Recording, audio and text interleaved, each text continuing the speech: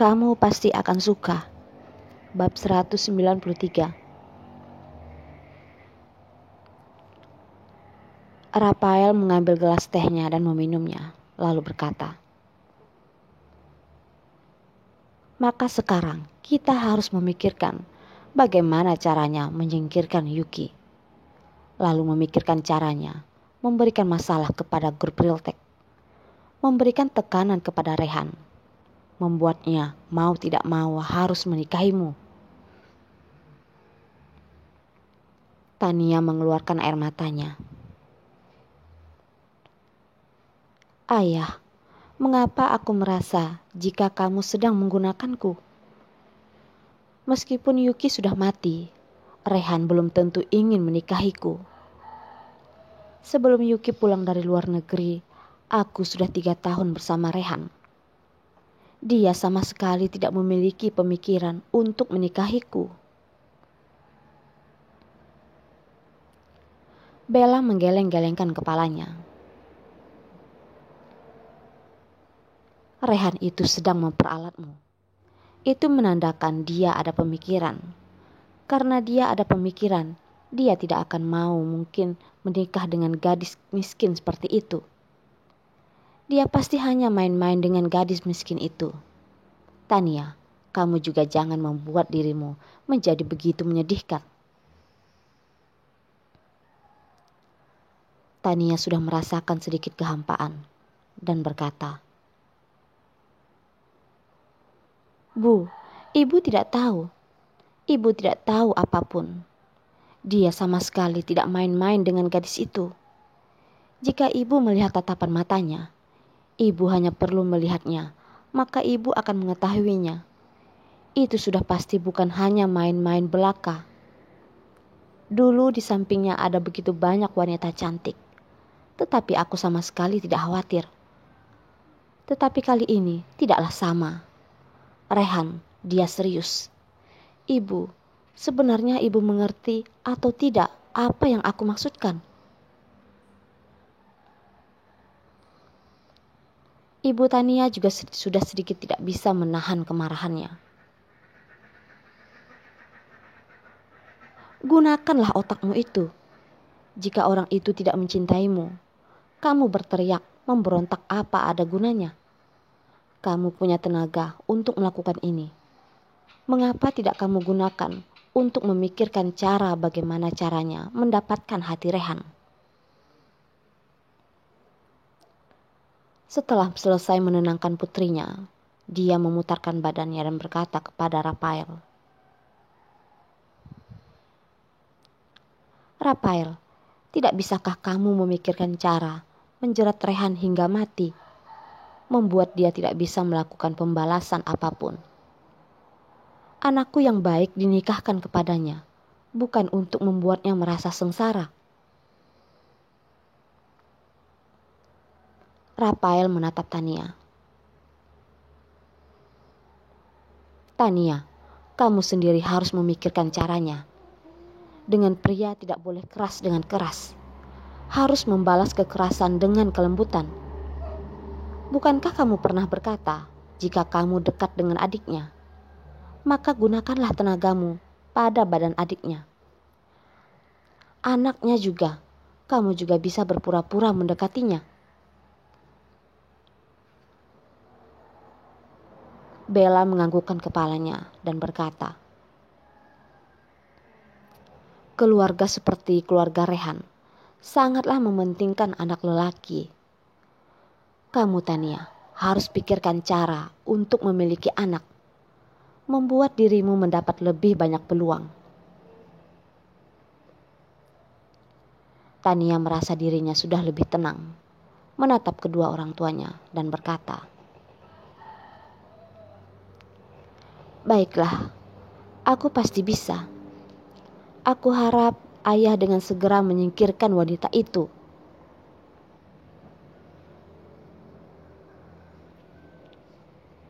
Yuki merasa tidak senang karena Rehan sekali lagi tidak membalas pesannya. Pada awalnya dia sudah berjanji pada hari kedua akan membawa Ken ke sini.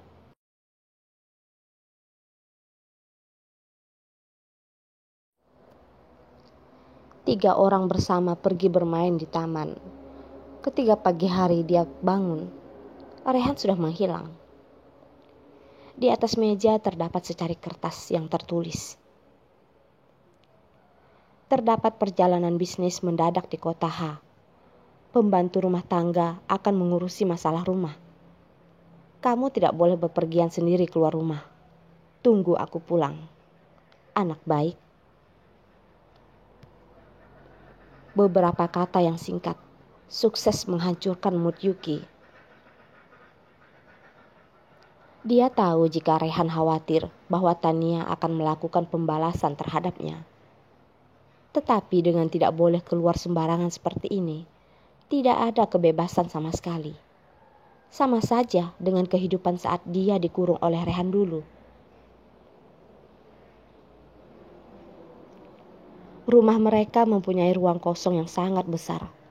Selain dengan peralatan rumah tangga yang wajib ada, apapun tidak ada lagi. Yuki melihat sembarang televisi. Tidak ada artinya sama sekali. Hanya untuk menghabiskan waktunya saja. Membuka pintu lemari, Yuki termenung sesaat.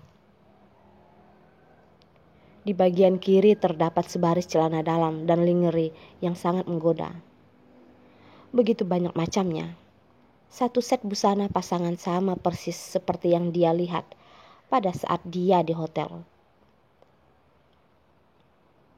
Mesum, teriak Yuki. Mukanya tiba-tiba berubah menjadi merah hingga ke telinganya. Tidak heran waktu itu Rehan terlihat sangat syok. Setelah beberapa waktu memainkan internet, melihat video, masih juga tidak sampai siang hari. Yuki sangat merasa bosan hingga sudah akan ketiduran.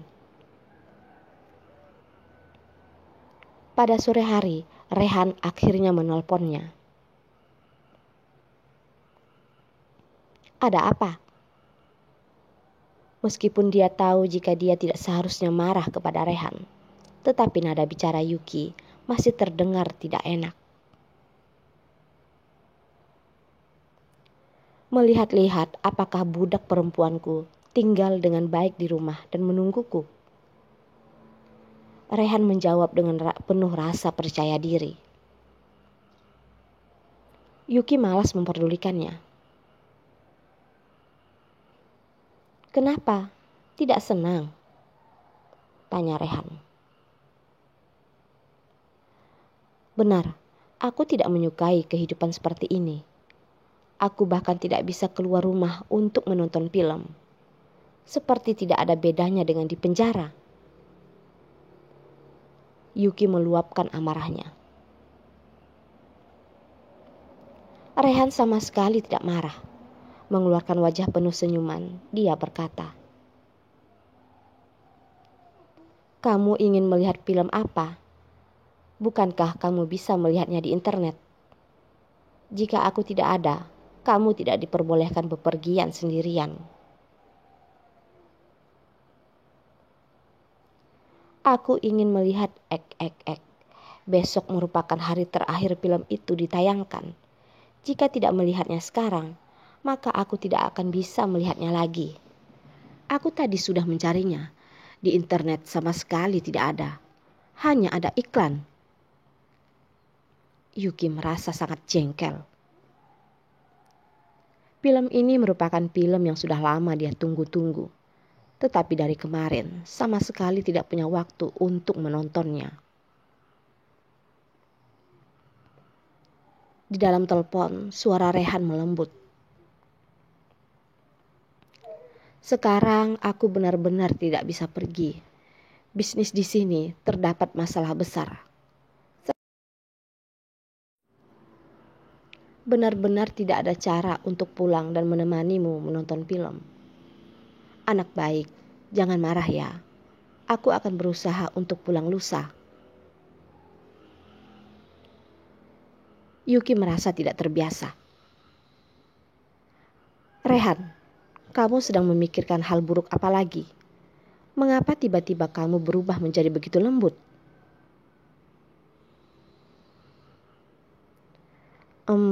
Aku mempunyai ide yang bagus. Kamu mau dengar atau tidak? Tanya Rehan. Hah? Ide bagus apa? Di dalam folder di dalam laptop ada folder yang bernama Brilliant. Di dalamnya ada beberapa video. Tingkat kebagusannya pasti akan melewati filmmu. Aku berani menjamin, kamu pasti akan menyukainya. Benarkah? Yuki setengah yakin, setengah ragu. Kamu akan mengetahuinya jika telah melihatnya. Sayangku, ketika melihat habis video itu, jangan sampai terlalu merindukanku ya. Rehan tertawa, lalu mematikan teleponnya. Tertawa seperti orang gila, Yuki merasa sangat penasaran, lalu mencari file yang bernama Brilliant. Di dalam sebenarnya terdapat beberapa film. Yuki dengan sembarangan memutar video yang pertama. Setelah diam beberapa saat, di dalam layar tiba-tiba muncul sepasang pria dan wanita yang sedang menyatu. Shit! Yuki dengan cepat mematikan video itu. Dasar Rehan sangat mesum. Dengan beraninya menyuruhnya menonton film semacam itu. Tunggu sebentar. Wajah pria dan wanita tersebut mengapa terlihat begitu akrab? Di dalam hati Yuki penuh dengan kabut. Dengan cepat membuka lagi video tersebut.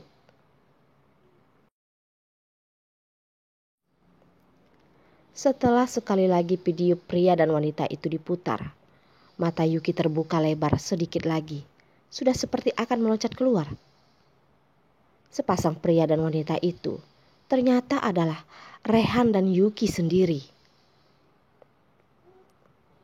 Melihat adegan tersebut, seluruh tubuh Yuki bergetar. Ternyata pada saat Rehan mengancamnya jika dia mempunyai foto seks Yuki, bukanlah sebuah candaan sama sekali. Video yang diam-diam dia ambil 5 tahun yang lalu, ternyata masih disimpannya.